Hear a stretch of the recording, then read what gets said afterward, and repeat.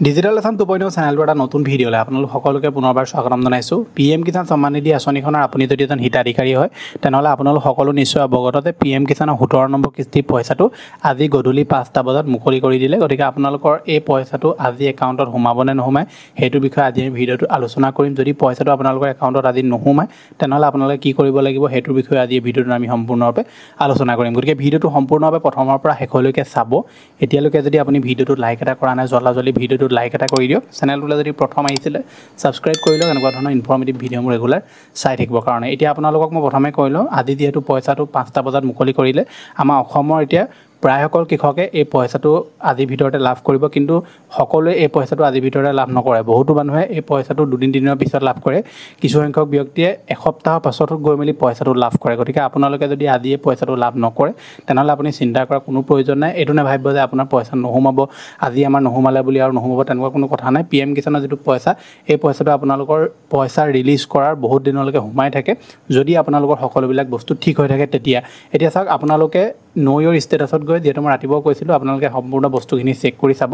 যদি আপোনালোকৰ আটাইখিনি বস্তু এনেকৈ ওলাই আছে, লেণ্ড চিডিং, আপোনাৰ EKYC আৰু আধাৰ বেংক একাউণ্ট, এই সকলোবিলাক বস্তু যদি ঠিক হৈ আছে, FTO যদি প্ৰচেছ আপোনাৰ য়েছ দেখুৱাই আছে বা FTO প্ৰচেছ কেতিয়াবা ন' দেখুৱাই থাকিলেও মানুহৰ পইচা সোমাই যায়।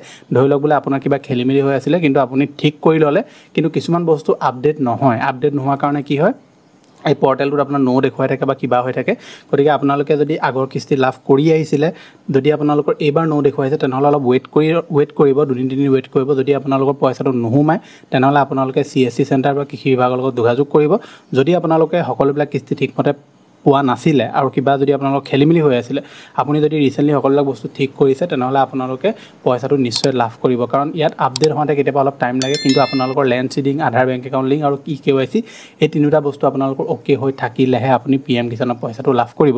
যদি সকলোবিলাক ঠিক হৈ আছে আপোনালোকে চিন্তা কৰাৰ কোনো ধৰণৰ প্ৰয়োজন নাই। এতিয়া চাওক, আপোনালোকে যিটো আপোনাৰ বেংক একাউণ্ট আছে, সেই বেংক একাউণ্টটো আপুনি চেক কৰিব। PM কিষাণৰ যিটো পইচা, সেই পইচাটো আপোনাৰ যিকোনো মুহূৰ্তত সোমাব পাৰে। গতিকে আপোনালোকৰ একাউণ্টটোত যদি দেখিছে আপোনালোকে পইচা সোমোৱা নাই, তেতিয়া আপোনালোকে আহি ন' ইয়ৰ ষ্টেটাছত আহি আপোনাৰ যিটো বেনিফিচিয়াৰী ষ্টেটাছ সেইটো আপুনি চেক কৰিলে সকলোবিলাক বস্তু আপোনালোকে জানিব পাৰিব। বাকী যিসকলোকে নতুনকৈ এবাৰ PM কিষাণৰ কাৰণে এপ্লাই কৰিছিলে, বহুতে সুধি আছিলে যে নতুনসকলে আমি পইচা পাম নে নাপাম। চাওক, আপুনি যদি ৰিচেণ্টলি ধৰি লওক 10-15 দিনৰ আগত এপ্লাই কৰিছে তেনেহ'লে আপুনি পইচা পোৱাৰ সম্ভাৱনা একদম কম, কাৰণ এই প্ৰচেছটো অলপ দীঘলীয়া হয়। PM কিষাণৰ যিহেতু প্ৰচেছটো এতিয়া আগতকৈ দীঘলীয়া কৰিলে, তেওঁলোকে বহুতবিলাক ভেৰিফিকেশ্যন কৰে যে আপুনি এজন ধৰি লওক যোগ্য কৃষক হয় নে নহয়, এইবিলাক বস্তু চেক কৰে। চেক কৰি মেলিহে আপোনাক PM কিষাণৰ কাৰণে তেওঁলোকে হিতাধিকাৰী হিচাপে ধৰি লওক নিৰ্বাচন কৰে, তাৰপৰা আপোনালোকে পইচাটো লাভ কৰে।